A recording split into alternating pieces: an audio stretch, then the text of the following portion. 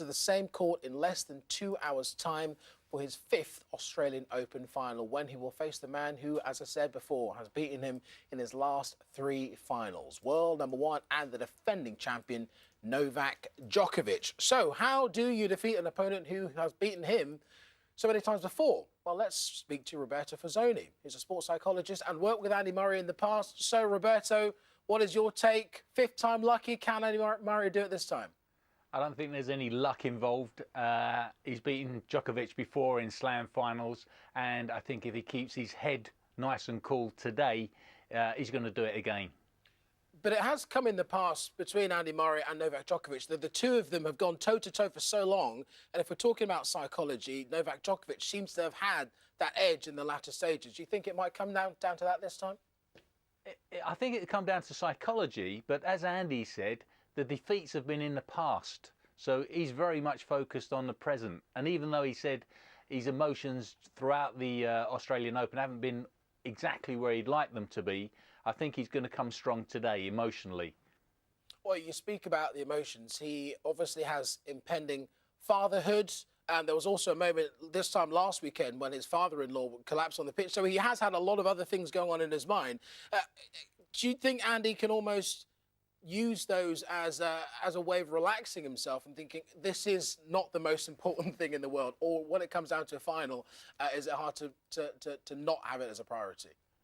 I think with the impending birth of his first child, that's going to have a big effect on Andy in terms of his maturity levels and also in terms of just rethinking what's important in life.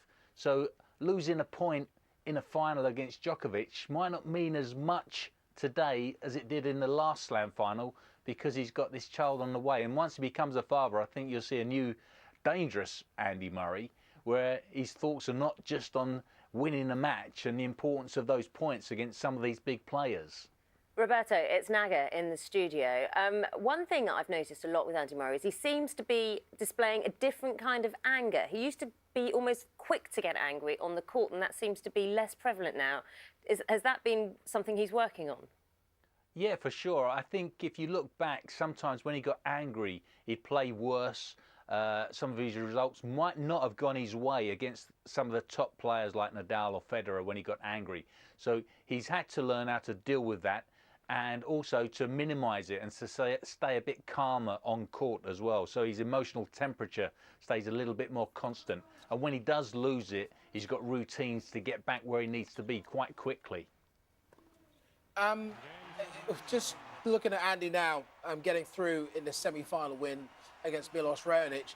We talked about Joanna Konta as well, getting so close in the semi-finals, and about how psychology helped her in this sort of meteoric rise over the last 12 months. Just give us, almost for the layman, if you don't mind, Roberto, just how much the psychology of an event for these elite athletes can really help them in an environment like this. Well, I had the pleasure of working with Joanna as well as Andy. So I know the way she thinks. And she's a very intelligent young lady.